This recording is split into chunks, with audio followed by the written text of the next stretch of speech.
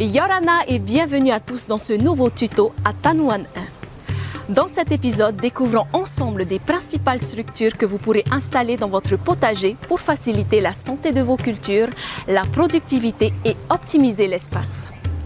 Selon les espèces plantées, l'installation d'une structure sera indispensable pour différentes raisons, pour guider, porter, protéger vos cultures, pour organiser ou bien juste pour embellir votre potager. Mais quelles sont les structures les plus populaires et comment les utiliser? Découvrons ensemble ce savoir.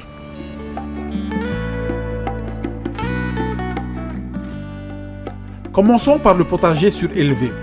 On le retrouve de plus en plus dans les jardins familiaux. Avec peu de terre disponible, le potager surélevé est un bon compromis. Cette structure vous permettra de cultiver facilement de la salade, du potas, des plantes aromatiques et tous légumes buissonnants. Les dimensions de votre bac peuvent varier.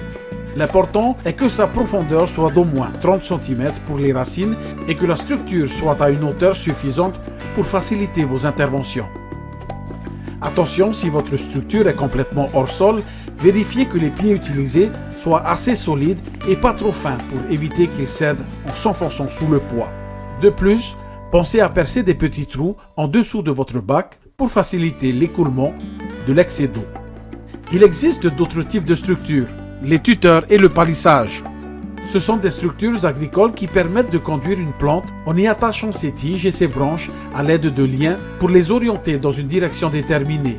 Leur objectif, aider à la croissance, les aider à résister au vent, porter les fruits au-dessus du sol.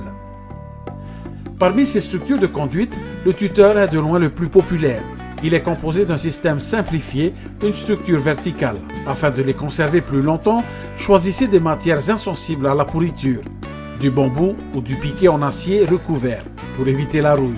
Fixez vos plantes au fur et à mesure à ces supports, à l'aide d'attaches, de liens ou de simples cordages. Évitez le fil de fer qui risque de blesser les tiges. Quel tuteur pour quelle plante? Pour vos tomates, optez pour un tuteur simple mais solide que vous pouvez placer près de la plante en faisant attention à ne pas abîmer les racines. Vous pouvez aussi prendre une armature ronde fabriquée avec un morceau de grillage et le placer au-dessus de la plante. Pour vos haricots ou vos concombres, assemblez plusieurs tiges pour en fabriquer un tipi. Ou procurez-vous-en dans les commerces de la place. Placez-le au-dessus de vos plants au moment de la plantation. Pour votre vanille, vous pouvez la planter soit sur tuteur naturel, soit sur tuteur artificiel. Pour le tuteur naturel, on utilise par exemple des plants de Gliricidia ou pignon d'Inde, sur lesquels on laisse grimper la liane de vanille. Pour le tuteur artificiel, on utilise des croix en béton posées sur un tas de compost et de bourre de coco. Les croix en béton, comme les branches des arbres, permettent de boucler la liane, c'est-à-dire de faire revenir la plante en hauteur pour augmenter sa productivité. Pour votre pitaya, servez-vous de votre clôture si cette dernière est assez solide. Vous avez aussi la possibilité de prendre un tuteur en béton avec de la bourre de coco à sa base et qui dispose à sa hauteur d'une croix en fer forgé ou d'un grand cercle posé à l'horizontale sur lequel les branches de pitaya pourront venir se poser. L'important est que le tuteur soit très solide de manière à pouvoir supporter une charge de quelques centaines de kilos. Oui, à taille adulte, le pitaya est très lourd. Le palissage a le même rôle que le tuteur, mais est constitué d'un système beaucoup plus complexe.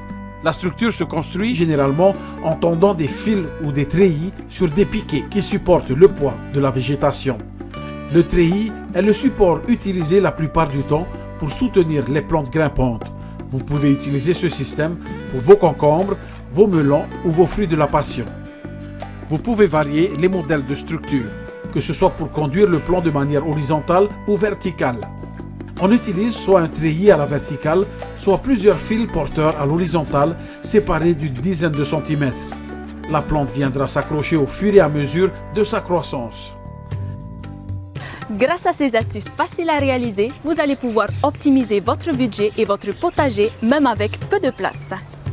Il est assez simple de remplacer votre haie ou bordure de votre fa'apu par des systèmes de palissade.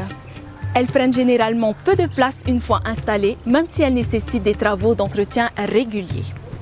En intégrant des palissades dans votre potager, vous optimisez l'espace. N'oubliez pas de nettoyer vos tuteurs à la fin de chaque culture afin d'éviter la propagation de maladies. Maintenant, c'est à votre tour. N'hésitez pas à laisser parler votre créativité.